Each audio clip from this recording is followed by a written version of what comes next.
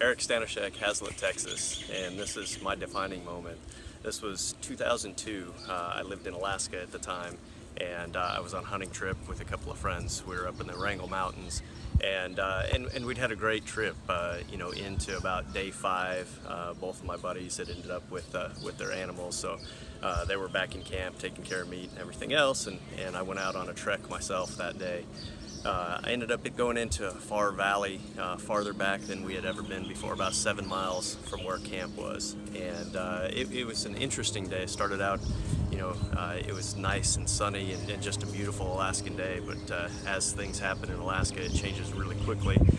We had snow, sleet, and a little bit of rain.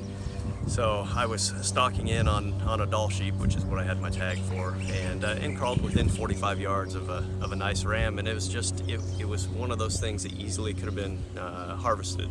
I spent the time with the animal there, didn't pull the trigger. It was a great experience, and walked away from that just knowing that I was close enough. I spent the time and allowed the animal to do its thing and live on. So hiking back to camp, I knew I needed to get back to camp before dark. In this part of Alaska, there's a lot of grizzly bears. There's a lot of things that could happen after dark, get you stuck in a canyon, back above the waterfall, miss the trail.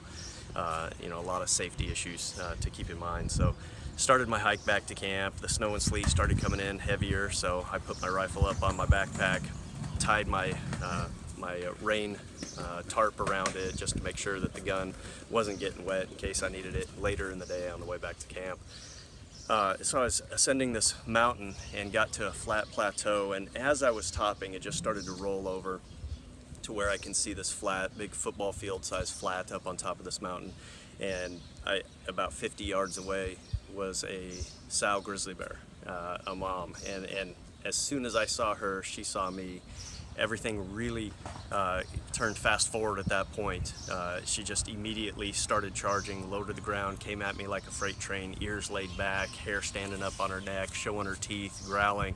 As this is all happening, I hear a little squeak that happened to be coming about 20 yards away to my right, and it was a 6-month-old cub that happened to be between the sow and I. And one thing that I know is grizzly bears are one of the most maternal animals in the world, and there is nothing that they won't do to protect their cubs.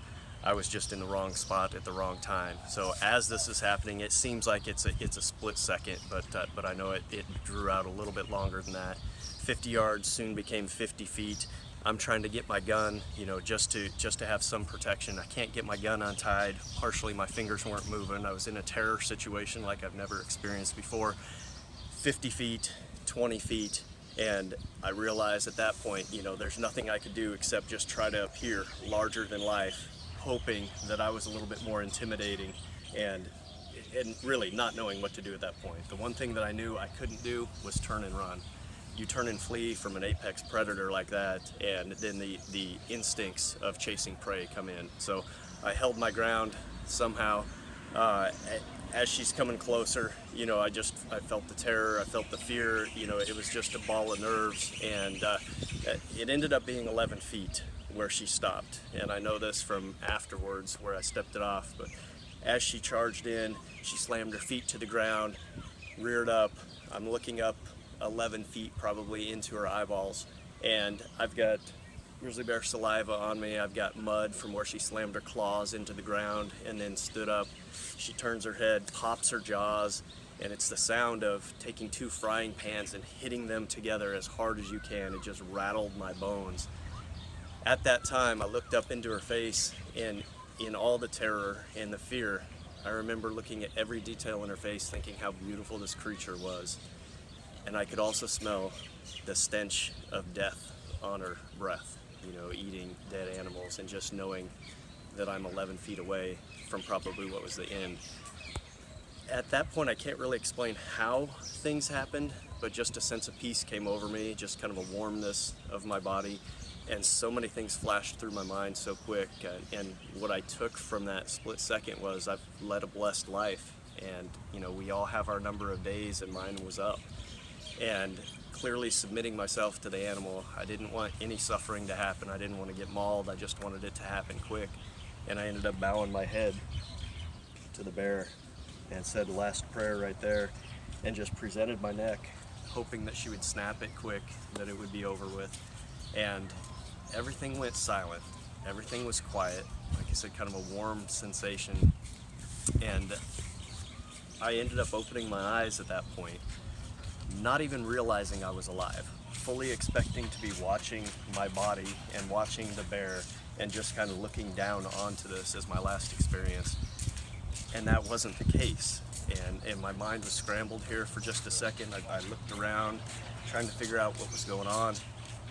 And the sow and the cub had turned around in an instant. Somehow, as she had come down to take her last lunge towards me, a split second gave her an opportunity to turn and have a dignified retreat and save her cub. She's running off. At the distance is probably 60 yards at this point, and I dropped my backpack. I frantically dug and ripped through it, and I pulled out my video camera, and I'm videoing this, and in my mind, I'm narrating perfectly.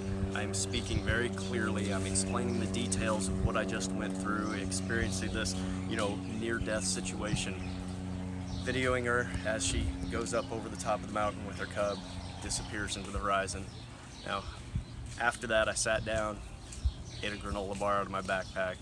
It snowed on me, rained on me for well over an hour, probably an hour and a half, and it's a lot of things in life don't matter when you go through that. I'm getting wet, I'm getting snowed on, I don't care, I'm alive. And it was a solid 30 minutes of actually trying to figure out if I was alive. Just not, your mind is in a different place. Psychologists would probably look at that and say you're grasping to straws, trying to figure out if you're really still living or if this is what afterwards feels like. I ended up getting myself composed, get back together. I took the slowest hike back to camp. I truly looked at everything, and a little grass growing out of the hill. I noted that, the way that the waterfalls trickled down the mountains. I paid attention to every detail. Everything was just so much more vivid at that point. I get back into camp about an hour after dark, and my buddies have campfire. Of course, they're freaked out. My radio didn't work in the canyon where I was. The batteries had died by the time I got closer back, and I stumbled into camp. Just walked in. Buddies are both freaking out. They said, "Where have you been? What's going on? What happened to you?" And just frantically asking questions. All I could do is look at them and say, "Look at the video camera in my backpack." And I sat there by the fire, just staring into the depths of the fire, contemplating, what is life about? What does life mean? What is our purpose here? What did this situation actually mean to me? Why did it happen?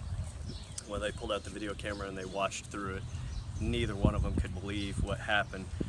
As they were watching this, I hear a really high-pitched voice. Sounds like when my daughter was 4 years old, just a high-pitched, frantic voice, not enunciating any words. And I came to the realization that was me on the tape, videoing the bear run away. And where I thought that I was composed, that I was narrating well, it was not the case. I was absolutely coming apart at the seams and just trying to hold on to something to give me a little bit of sense of life there. That night I didn't sleep. In fact, for the next 3 weeks I didn't sleep. We came out of the field 2 days later. We flew out with the pilot. The pilot was a biologist in the area. He'd flown in there, and I recounted my story to him. He said he can count on one hand how many people have been 11 feet away from their death with a sow grizzly bear and a cub in the mix, and actually can tell the story about it. And the 3 weeks after that, every time that I fell asleep, every time I laid down, I would shut my eyes, she was there. I could see her, I could smell her, I could hear her, and it was full vivid color, and it was always the attack was happening to me. And that happened for about 3 weeks.